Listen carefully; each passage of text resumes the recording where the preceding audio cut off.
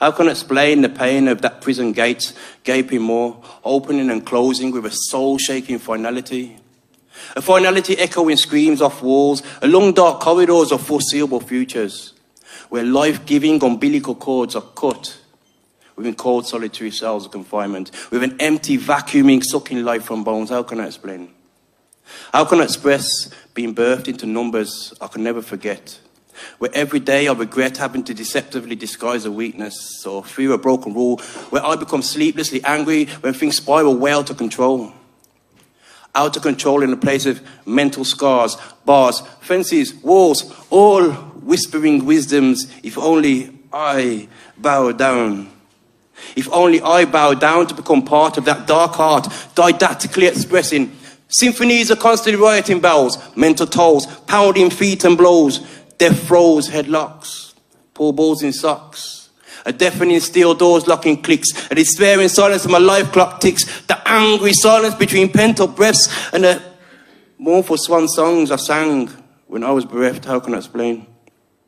How can I explain or express pretending happiness on contactless visits and becoming cold and cautious with heart's desires crushed underfoot like cigarette butts more than once?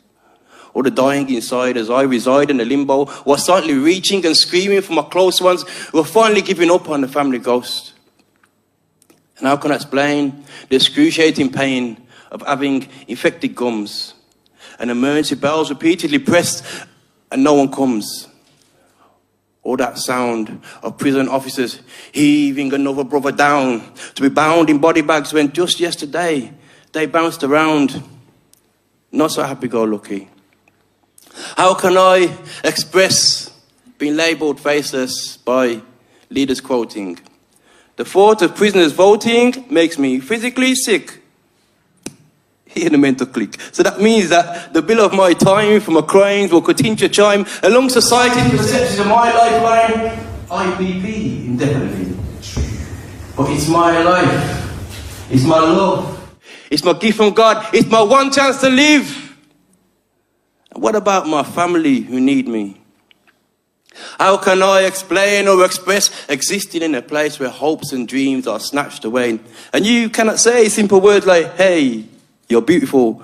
Hey, I love you." Without an implacable darkness descending to smother, where I have to discover holes in which to squeeze just to breathe. Or draw imaginary poles to run at those walls and leave. Just to find my place under sacred shady trees. How can I explain? I cannot.